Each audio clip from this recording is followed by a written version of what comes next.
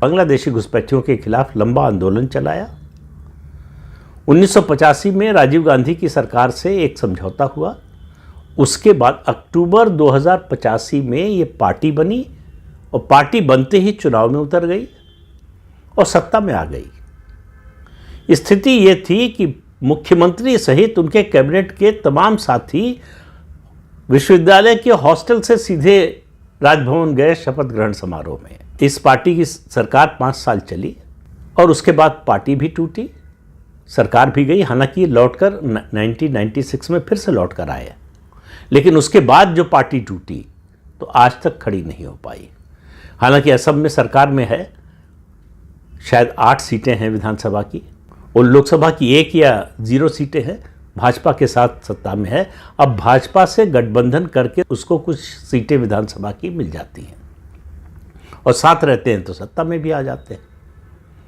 तो ये आंदोलन से निकली हुई पार्टियों का अगर आप जो घोषणा आप कर रहे हैं उसमें आपका कन्विक्शन नहीं है तो वो ज़्यादा समय तक चलता नहीं। और सबसे बड़ी बात होती है विचारधारा पर। बहुत बात होती है कि विचारधारा पर आधारित पार्टियों का समय चला गया, दुनिया भर में जो है आइडियोलॉजी ख़त्म हो रही है, पॉलिटिकल आइडियोलॉजी की बात कर रहा हूँ, ख़त्म हो रही है और आइडियोलॉजी पर बेस्ड पार्टियों का अब कोई भविष्य नहीं है। लेकिन भारतीय जनता पार्टी इस बात का उदाहरण है कि अगर आप अपनी आइडियोलॉजी पर टिके रहें, और बीच बीच में जब भी बीजेपी डगमगाई है अपनी विचारधारा से तब तक उसको धक्का लगा है, और पिछले 10 साल से तो वो बिल्कुल अडिग होकर अंगद के पांव की तरह जो है विचारधारा पर पांव जमा कर खड़ी है।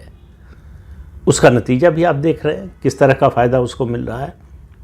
तो अब सवाल यह है कि अरविंद केजरीवाल और उनके साथियों का क्या होगा, क्योंकि ये पार्टी बनी ही थी सत्ता के लिए, और सत्ता में जब तक थी तब तक इस पार्टी का मेरा मानना है कि वजूद था। अभी था नहीं कहना चाहिए शायद, लेकिन ये जल्दी ही पार्टी टूटेगी। जो असम गण परिषद का हुआ, जो जनता पार्टी का हुआ, जो जनता दल का हुआ, वही भविष्य मुझे आम आदमी पार्टी का दिखाई देता है।